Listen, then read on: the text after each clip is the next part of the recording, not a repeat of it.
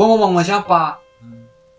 Aku ngomong sama bapak dia sendiri, pakai baju hitam semua, celana hitam, kehujanan dia pakai Carol model lama, model tahun lama gitu. Tadi apa mereknya nggak tahu. Akhirnya kami kaget semua. Kau tahu nggak? Kita ini pendaki terakhir yang naik. Nah, adalah lampu terang kali bang, tapi terangnya headlamp itu nggak logis. Terang kayak lampu neon terang gitu. Terang, tapi terangnya itu nggak nampakin orangnya gitu. Gini, aku nampak sosok anak kecil di samping kau nungguin kau bikin air. Ruang dunia. Nah, assalamualaikum warahmatullahi wabarakatuh. Kali ini kita akan bicara ngobrol apa ya? Tadi ya aku udah sempat cerita sama Nurul ngobrol Gunung Singgalang ya. Jadi kalau Pepeng kemarin ada cium bau di dekat Cadas kan menuju Hutan Lumut.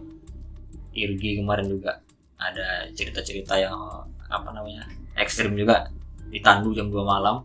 Nah kali ini Nurul mau cerita horor kayaknya. Horor. Nah bisa diceritakan tuh kok bisa horor tuh di Gunung Singgalang. Mungkin nanti teman-teman yang mau tahu bagaimana Gunung Singgalang itu bisa dilihat video-video sebelumnya.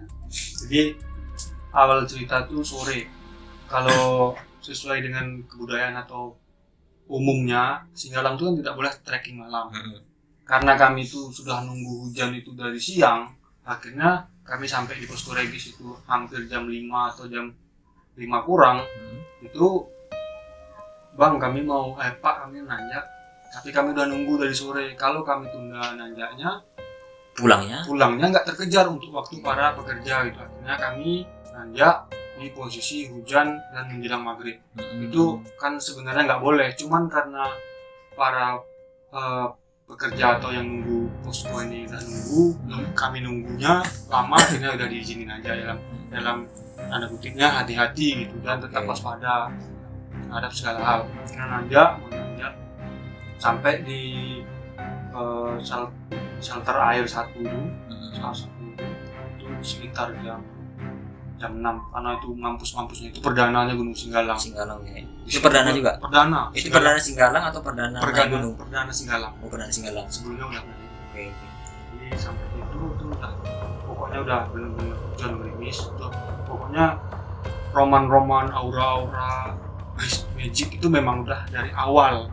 Bahkan dari kami mau naik itu bang, motor itu mogok seolah-olah udah melarang kami untuk naik.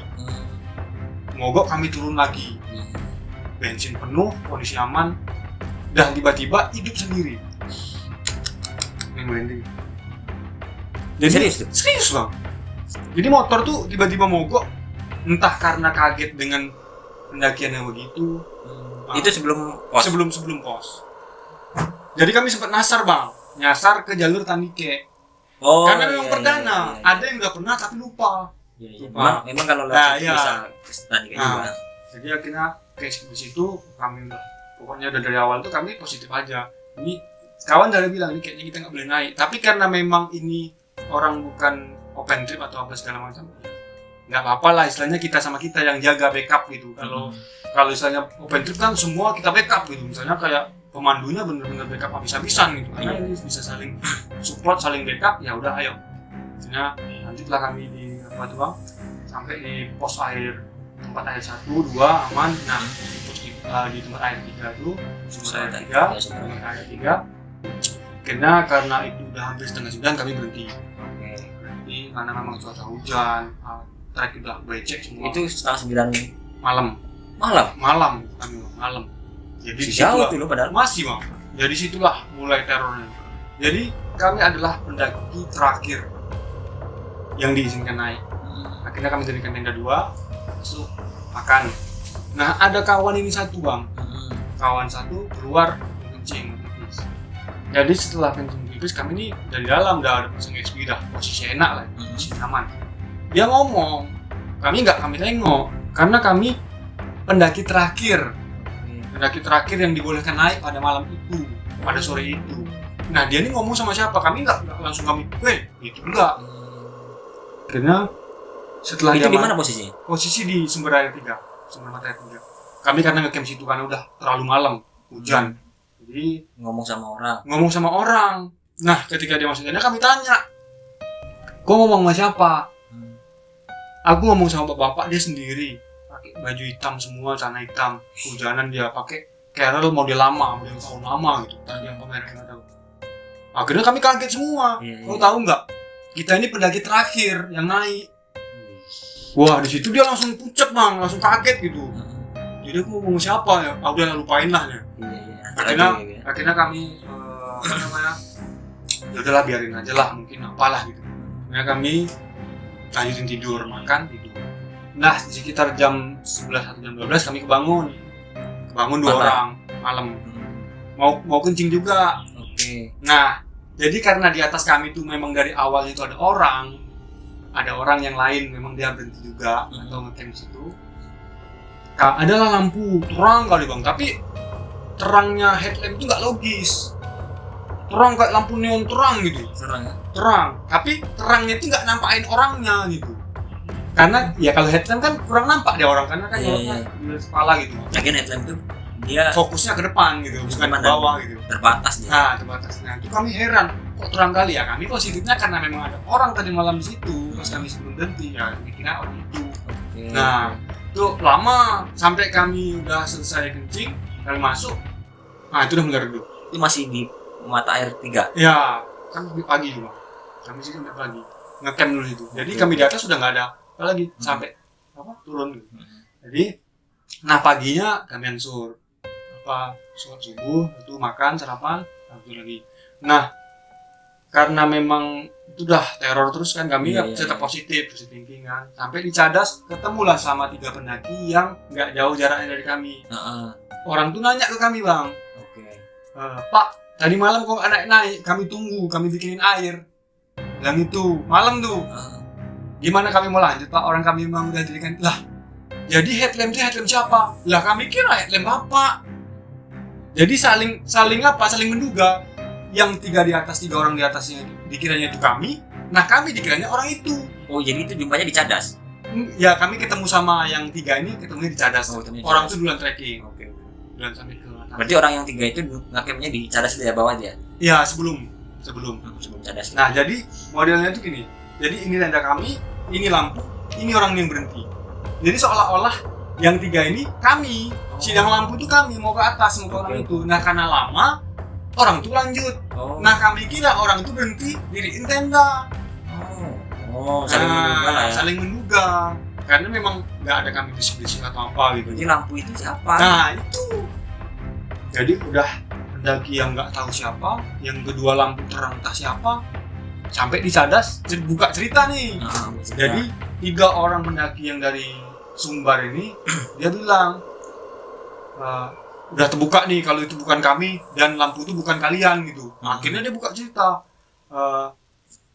di samping Waang tadi malam tuh ada nampak gini-gini. Aku nampak sosok anak kecil di samping kau nungguin kau bikin air. Cuman karena aku itu memang tidak boleh cerita, aku tahankan aja biar aku sendiri yang tahu ya. Nah ternyata si kawan yang di sampingnya ada makhluk kecil ini nengok juga bang. Nengok si apa itu tadi? Ya nengok sampingnya yang nampak kan 2 orang nih, 2 orang. Yang satu ini nengok makhluk kecil tuh, yang di samping makhluk kecil nih nengok makhluk besar. Itu di mana posisinya? Di belakang dia. Jadi seolah-olah di sini. Tinggi besar. Pas masih di mata air atau? Itu orang tuh yang pas nungguin kami bang. Pas bikin air yang ada lampu itu. Oh iya. Jadi orang tuh nunggu lampu itu dikiranya kami dibuatin air. Oh pas lagi buat air itu lah. Buat air itulah. Berarti ada 2 orang anak kecil. Iya. Enggak, 1 anak kecil, 1 makhluk besar. Di sebelahan. Yang satu ini yang nampak makhluk besar tuh sebelahnya makhluk kecil. Kayak kalau bahasa apanya tuyul gitu. Tapi nggak tahu apa makhluknya. Yang satu tinggi besar di belakang. Tinggi besar kayak algojo hitam kecoklatan itu. Akhirnya dia buka cerita di situ. Jadi yang lu lihat? Yang aku lihat hari ini cerita orang itu. Cerita orang itu cerita. Tapi memang karena memang udah horor juga dari yang lampu dia akhirnya untuk cerita. Padahal sebenarnya nggak boleh. Ya. Harus ditahan. Nanti lah ceritanya setelah turun lah. Fobia berlebihan nanti terus pikirannya kemana-mana kan bahaya gitu. Akhirnya yang anehnya lagi kan tuh kami itu belum naik gitu bang. hutan lumut lagi baru sampai cadas sudah ceritanya kayak gitu. Akhirnya belum sampai tujuan bisa dibilang gitu Bang. Karena bagaimanapun ya kami penasaran di telaga gitu. Iya. Akhirnya udahlah, biarlah cerita nih kita angsuran dulu. Kami makan dulu di cadas, makan lanjut hutan lumut sampai telaga istirahat sebentar, makan biskuit, akhirnya turun lagi. Nah itulah pengalaman yang 3 kejadian mistis dalam satu waktu Bang. Dalam satu pendakian perdana lagi. Jadi selama tadi kan di mata air 3, kemudian jumpa sama siapa lagi? 3 pendaki ini. Dia apa headlamp lampu putih yang dari teman-teman sendiri mungkin apa ya? Ada yang ngedown nggak gitu kira-kira? Kalau ngedown bilang ngedown Bang. Cuman karena memang support dari kawan udahlah nggak usah dipikirin kami. Tapi memang dari kami berlima ini memang orang yang memang bisa dibilang kuat agamanya, bisa rajin sholat, ya tidak terlalu, ya memang kita orang Islam ini kan percaya makhluk Allah. Cuman kalau kita nggak ganggu, kita nggak usik mereka nggak bakal usik kita. Artinya udah punya ini ya penanaman. Ya penanaman dari diri sendiri itu dah tidak begitu. Ya itu jadi momen, jadi cerita kami. Itu perdana ke Gunung Singgalang. Setelah itu ada lagi nggak? Setelah itu Gunung Singgalang ada lagi nggak? Ada. Ya? Tapi aman. Nah jadi teman-teman, memang Singgalang itu selain dia cerita mistisnya ngeri, treknya pun memang ngeri. Ya. Jadi persiapan fisik, mental dan persiapan peralatan itu sangat diperlukan ya kan. Nah inilah terakhir nih, kasih saran ke teman-teman kalau orang yang mau mendaki Gunung Singgalang nih. Oke, saran untuk teman-teman yang pertama itu tadi, fisik, pastikan kita ini benar-benar udah jogging, udah terbiasa bawa beban.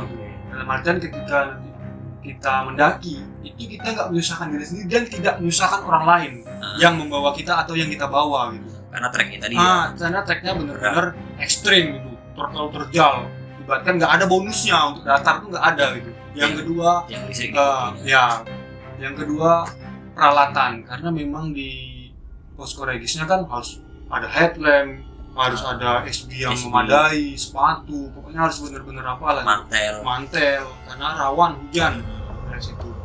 Yang ketiga, berperilakulah selayaknya. Karena itu hutan dan bukan tempat kita. Jangan berteriak-teriak. Karena kita tahu tempat-tempat istananya makhluk halus itu kan sampah, hutan, dan tempat lain yang memang tidak terjamah manusia. Karena di antara gunung-gunung yang lain, memang Singgalang itu salah satu gunung yang paling ngeri. Baru mitos-mitos dari warga-warga setempat itu kan memang banyak kejadian-kejadian horor, magic yang sifatnya itu bukan hal-hal yang wajar gitu, karena itu yang diwanti-wanti gitu. Makanya banyak orang posko bilang kalau mau rekreasi jangan ke Gunung Singgalang.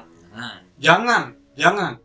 Betul, mau macam-macam jangan di Gunung Singgalang. Meskipun di gunung lain itu dilarang juga, tapi jangan sekali-sekali coba di Gunung Singgalang. Karena itu fatal.